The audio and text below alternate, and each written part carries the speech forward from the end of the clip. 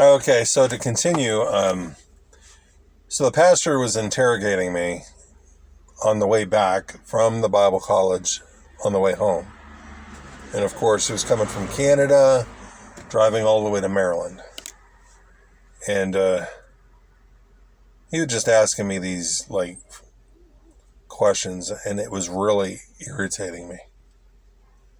Because, you know, the last thing somebody needs is for somebody to sit down with them and tell them how bad they are, how horrible they are, and nobody's going to sit through that.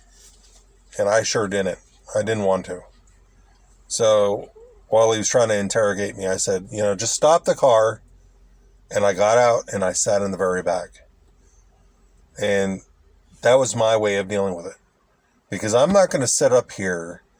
I already know how horrible I was. I already know how ungrateful I was. You've showed that to me. So let it go. Let me deal with it now. So I don't really remember now, since this happened like 1999. I don't remember what happened, but I just know that we parted and went our separate ways. And, I just experienced God on my own, and so I'm aware of how immature I was, when I was younger. At Bible college, I tried to make people laugh, so I would get up in the cafeteria, try to make announcements, and people laugh. Some people, like, I don't know, I guess didn't like it. But I did it all for the purpose of making people laugh, and it was immature, but, it was the past, And I recall the first half of the school year, I was quiet, I was to myself, but I was around a group of guys that I enjoyed being around with. We joked around, we watched movies together, and a friend of mine wrote in the yearbook of mine stating that, how quiet I was, and then, how the people that I was around brought it out of me, who I was. And, these are the people that I will never forget. And these people I love. They were my brothers, they were my sisters, and they were family to me, and they helped my time there. I may have not made the best decisions at that time, but, regarding the internet girlfriend I had, but I committed a year or more with her. And to see that, just crash and burn was the hardest thing for me. But it was over with. So, I think back often about the faulty decisions I made, and to me, it just feels like I'm never going to get over it.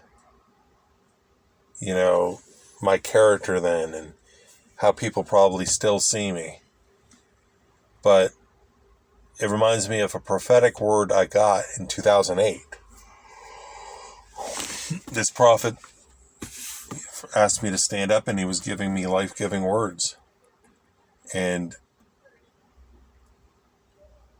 he said something like, the character that you are will bring character in who you used to be.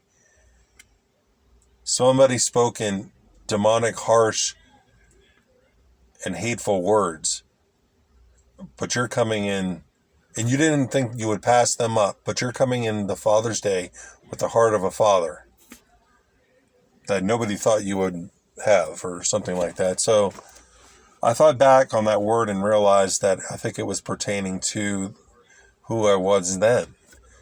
That the person that I am now is bringing character back into who I was when I was younger. And somebody did speak demonic words over me. And I don't think it was just that pastor. It was probably anybody that was against me at that time. So it's just remembering who I am in Christ.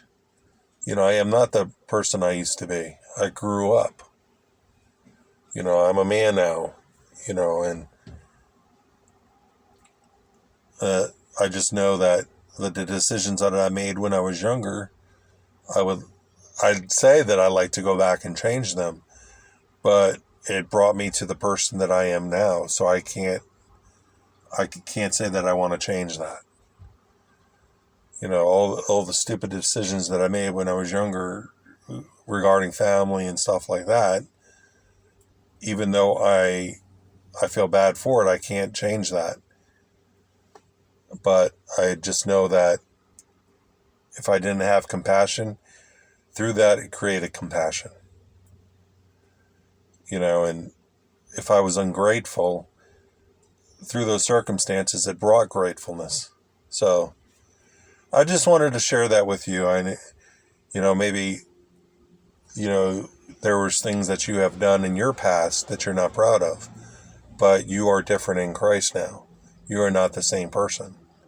So I'm going to end it here. Thanks for taking the time to watch.